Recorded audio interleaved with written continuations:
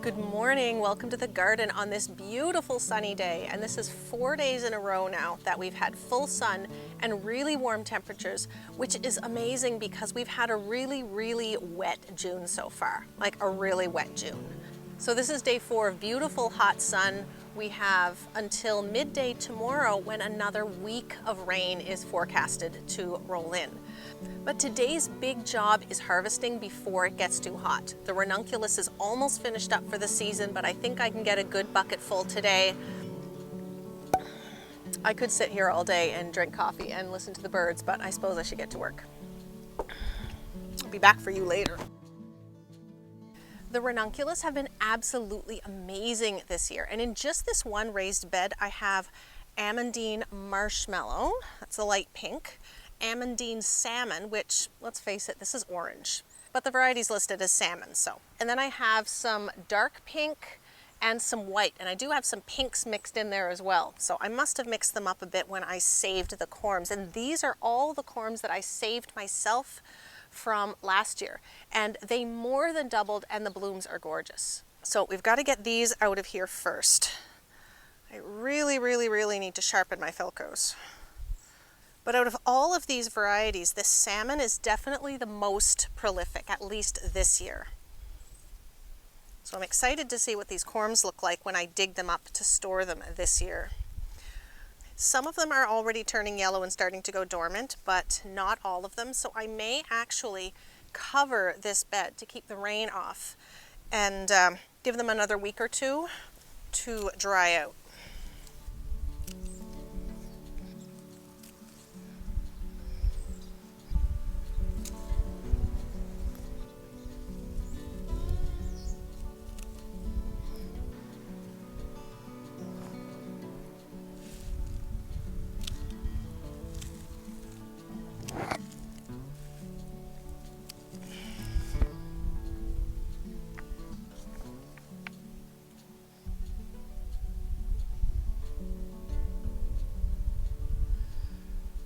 I should have been counting, but I wasn't. But all of that from this one raised bed, which is looking pretty sparse now. And that's not all the ranunculus, because I actually have another smaller patch right there next to the greenhouse that we have to go get next.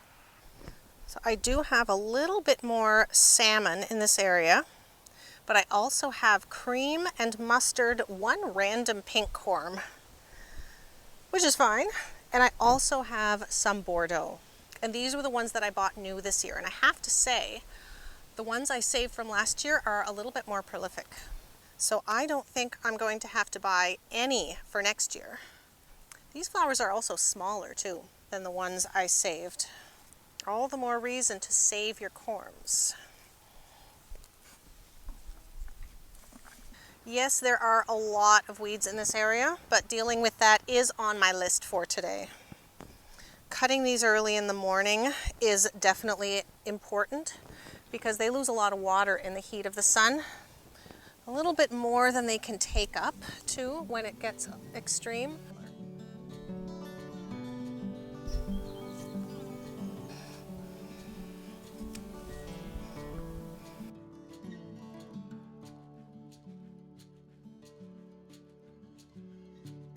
Every time I harvest, I almost forget the anemones. And they're looking really good right now.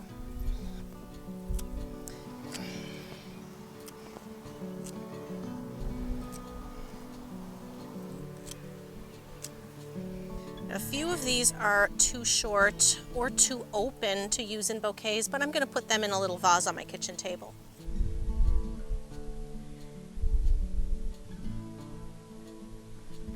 So that bucket is safely inside with the anemones, but on the list of things that are almost ready to bloom, here's the Rudbeckia in its second year. Some of it is over 2 feet tall.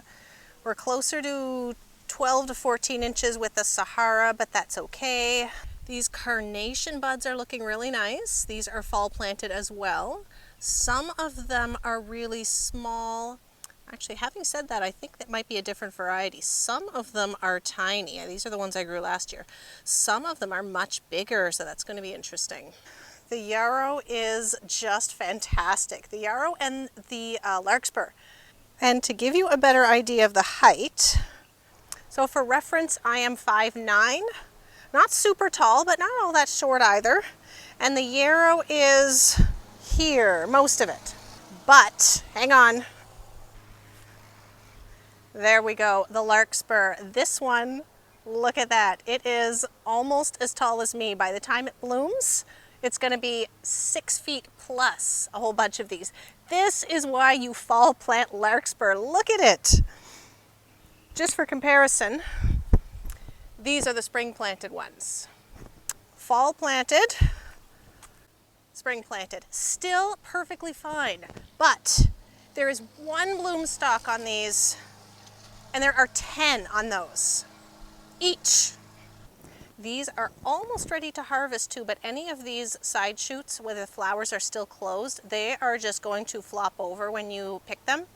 So I need to wait until these are fully open, but there's a whole bunch that I should be able to get tomorrow. This would be perfectly fine if I just cut off this piece here. That would be just fine. And that is what I'm going to do with these ones here on the end tomorrow. So those are going to get harvested tomorrow for Sunday's market. The feverfew is almost ready, and this patch unfortunately is about half completely taken over by aphids, but there are a lot of ladybugs breeding in here too. So this is going to get sacrificed for the sake of ladybug population. And I'm perfectly fine with that because I'm playing the long game here for sure. I should still be able to use about half of this, and I'm happy with that. I have a whole bunch in the front yard as well in one of my ornamental borders that is completely untouched. They're perfect. So I'm going to have more than enough feverfew. This garden has definitely never been this lush, and I'm so excited. We also have lots of lilies starting to bud up, and the Asiatics are always a little bit ahead of the game, but the Orientals are not that far behind. I'm getting totally distracted by flowers, as usual, but we have to go find some food also.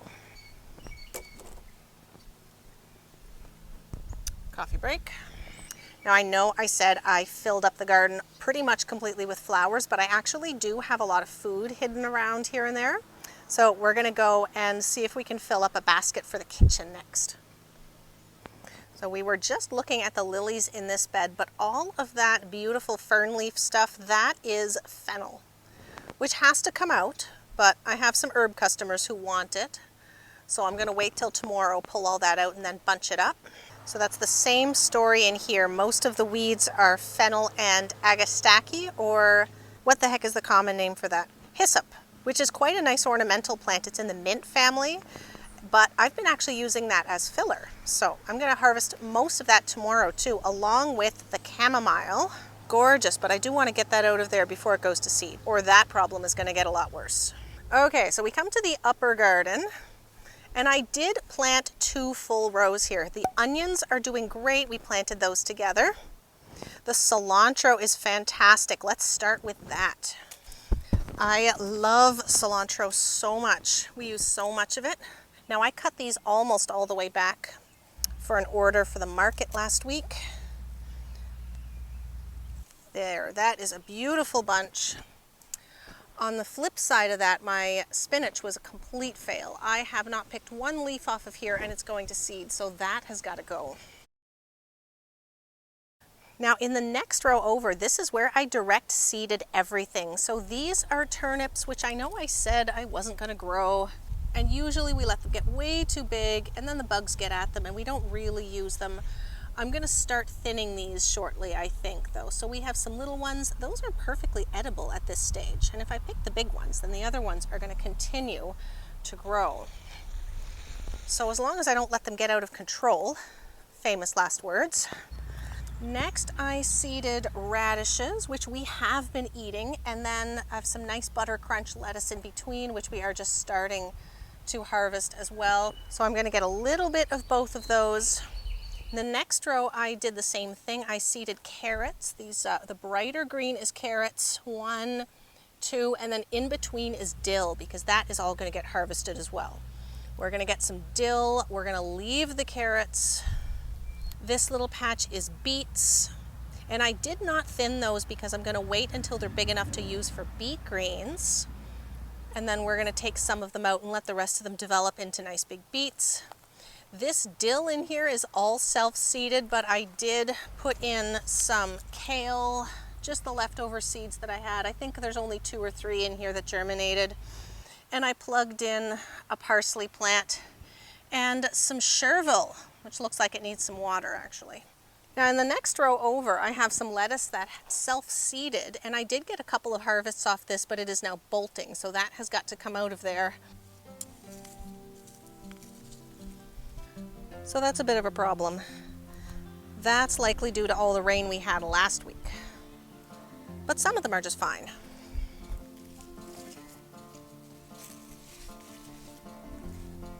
Perfect.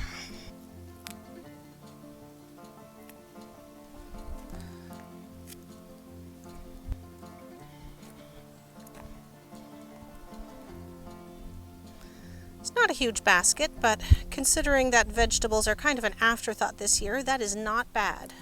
And you guys know that I have a ton of herbs, like a ton. And we have some raspberries and some blackberries and some strawberries, and that greenhouse that is full of vegetable transplants. So for the rest of the day, my job is shoveling mulch, cutting the grass, maybe my husband will do that, and weeding and getting ready to plant, which is all gonna happen tomorrow, I think. But for now, I'm gonna say thank you so much for watching. I'm gonna bring this into the kitchen, make some lunch, and then get back to work. I hope the weather is fantastic where you are, and I will see you next time.